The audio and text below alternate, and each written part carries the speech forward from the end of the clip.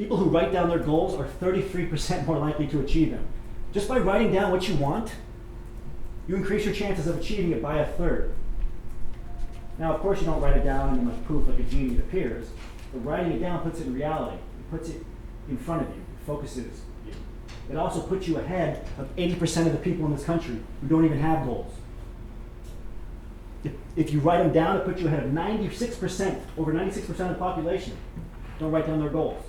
And if you write them down and look at them on a daily basis, it puts you ahead of 99% of the people out there. Does anybody here write down their goals? Does anybody have their goals on them right now? You do? Yeah. In your pocket? Yes. In Evernote. That's awesome. Evernote. Right, so put them down anything. If you have them on your phone, whatever else. And then review them on a daily basis. So about 1 or 2 people in the room. So we're doing better here at Harvard than the national average. That's good. If that doesn't convince you, maybe this statistic will. People who write down their goals earn 9 times as much money as people who don't.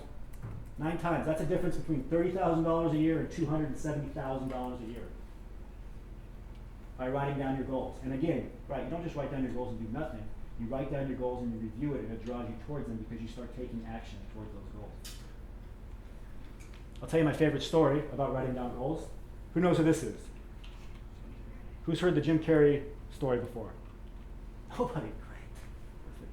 All right, so Jim Carrey is one of the most successful actors of our time as far as money and the number of movies he's done.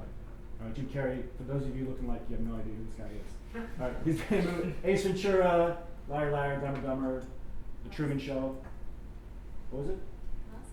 Mask? Yeah, The Mask. In Living Color. In Living Color, yeah, right, going way back. All right, so very successful, but that wasn't always the case. In the 80s, he was living in his car in Los Angeles, doing free stand-up comedy gigs and work and bussing tables.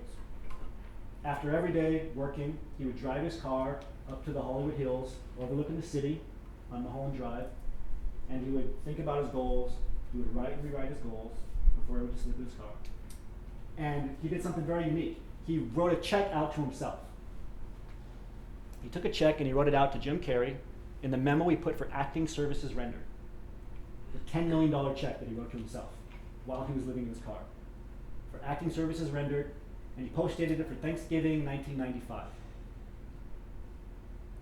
In October of 1995, about 3 weeks before that Thanksgiving, he received a check for a movie he just signed on, Dumb and Dumber, for exactly $10 million.